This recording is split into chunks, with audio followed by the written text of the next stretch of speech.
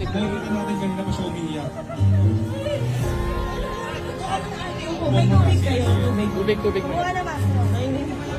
Tubig muna, tubig. Ayun, go! Ayun, Nanginginig si ate, nanginginig. tubig. Ewan ko ba guys, every time talaga na meron Ayun, tubig. ganito, talagang parang nasasaktuhan ko yung sobrang nangangailangan. Imagine nyo, diba? Relax lang. So ayan, tulad na na pinangako ate, meron kang 10,000.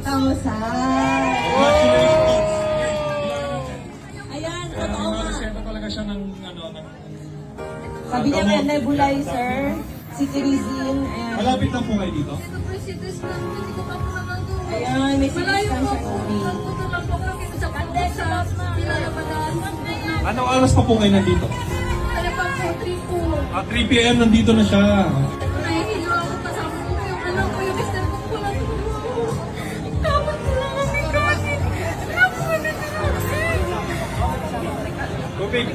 Tubig. Tubig. Sige, Tubig. so laging napipili ni Rosmar talaga yung deserving. Oo, parang nasasaktuhan ko lagi, di ba guys? Ayan, sa mga gusto ko lang sabihin sa inyo na minsan, kahit di ko kayo lahat natutulungan, di namin lahat kayo natutulungan. Ang importante, may natutulungan na tunay na nangangailangan, di ba? So ate, ito na yung reseta mo, meron ka ng pampasit. Kabilangan natin, sabay-sabay na kayo. natin! Meron ka! Bilangin natin. 1, 1,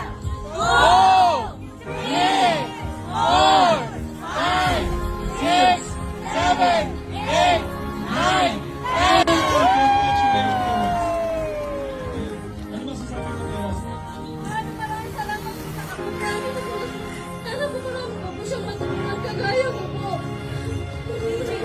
Maraming salamat po Diba? sa Panginoon. Thank you naman po sa kagabi. Yakapin mo Yakap, si yakap, yakap, picture, yakap. tapos congratulate. Palakpakan natin si Ma'am Josie.